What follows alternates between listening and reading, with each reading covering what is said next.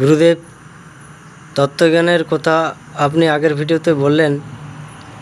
আত্মজ্ঞান, পুরুষ জ্ঞান, প্রকৃতি জ্ঞান আর ব্রহ্মজ্ঞান।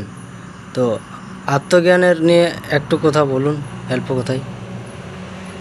মানে আবার আত্মজ্ঞান ছোট করে নাকি? হুম।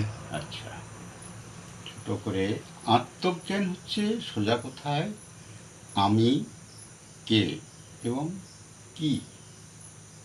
হ্যাঁ, আমি কে এবং কি, আমাকে জানা। আমাকে জানা এবং এই যে আমি আমাকে জানা বলছি, এই আমি তো আত্মা। তাহলে আত্মায় আবার জিজ্ঞাসা করছে আমাকে জানা। হ্যাঁ, আমি কে? ঠিক আছে, জানি না বলেই জিজ্ঞাসা করা হয়। তাহলে এই যখন আমাকে আমি জানতে পারবো, তখন জানতে পারাকে আত্মজ্ঞান বলে।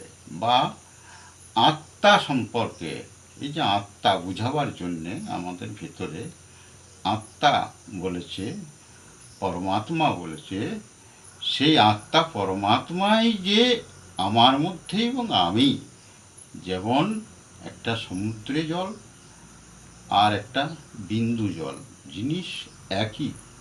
হ্যাঁ, একই জিনিস দিয়েই তৈরি। সেই রকম আমাকে আমি জানলাম, তো তখন আমার আত্মজ্ঞান হলো। এবং সেই আত্মজ্ঞান হওয়ার পর অন্য জ্ঞানগুলোতে আমার আটকে যায়। যেমন কিছু কিছু ক্ষেত্রে মা বাবা, পুরুষ, প্রকৃতি, নারী, যে আমি, এইগুলো তো হয় না। তখন সেগুলোকে আবার জানতে হয়।